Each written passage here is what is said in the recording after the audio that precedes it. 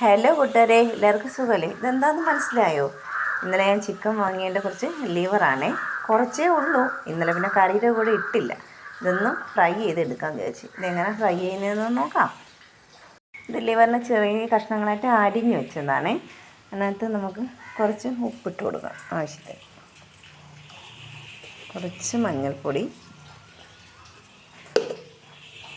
കുറച്ച് കുരുമുളക് പൊടി, 1 സ്പൂൺ മുളക് പൊടി.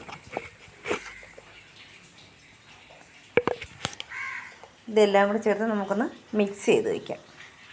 പാൻ അടുപ്പത്ത് വെച്ചിട്ടുണ്ട്. അത് ചൂടായി വന്നു. അതിലേക്ക് കുറച്ച് വെളിച്ചെണ്ണ ഒഴിച്ച് കൊടുക്കാം. വെളിച്ചെണ്ണ ഒന്ന് ചൂടായി വരുമ്പോഴേക്കും നമുക്ക് ഈ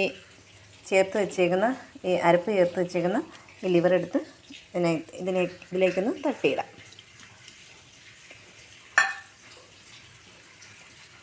എന്നിട്ട് നന്നായിട്ടൊന്ന് ഇളക്കി കൊടുത്തിട്ട് ഒന്ന് മുരിഞ്ഞ് വരട്ടെ. അതുവരെ അടുപ്പിൽ വെച്ചേക്കാം. മഴ കാരണം നിവൃത്തിയില്ല. മഴയും കറണ്ടും ഇല്ല.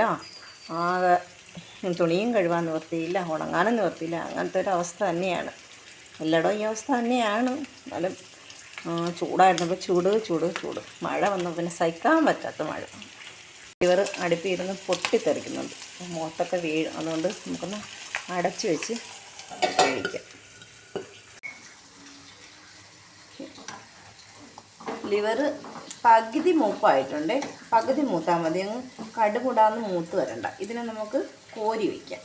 ലിവറിനെ നമ്മൾ കോരി വെച്ചിട്ടുണ്ട്. പകുതി മൂപ്പായപ്പോഴത്തേക്ക് കോരി വെച്ചിട്ടുണ്ട്. ഇനി ആ എണ്ണയിലേക്ക് നമുക്ക് പിന്നെ കുറച്ച് കറിവേപ്പില ഇട്ട് കൊടുക്കാം.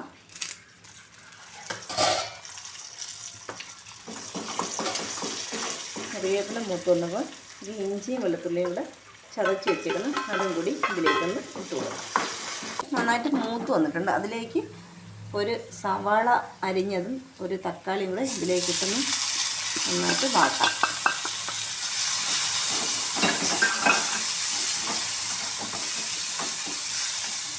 തക്കാളി നല്ല കുഴമ്പ് പരുവത്തിലായി വന്നിട്ടുണ്ട്. ഇതിലേക്ക് കുറച്ച് മസാലപ്പൊടി ഇട്ട് കൊടുക്കാം. കുറച്ച് കുരുമുളക് പൊടിയും കൂടി ഒന്ന് ഇട്ട് കൊടുക്കാം. ഇത് നന്നായിട്ടൊന്ന് ഇളക്കി യോജിച്ചതിന് ശേഷം ഈ മൂപ്പിച്ച് വെച്ചേക്കുന്ന ഈ ലിവറും കൂടി ഇട്ട് ഇതിനകത്തേക്ക് ഇടാം.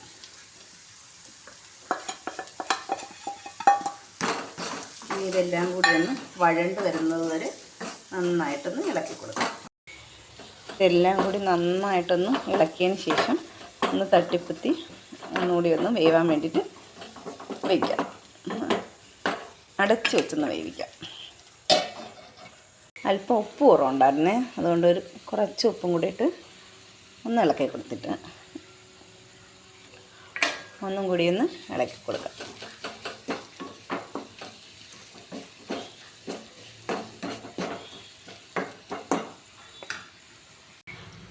Liver fry ready.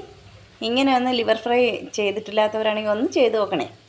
അപ്പോഴൊക്കെ ബായ്.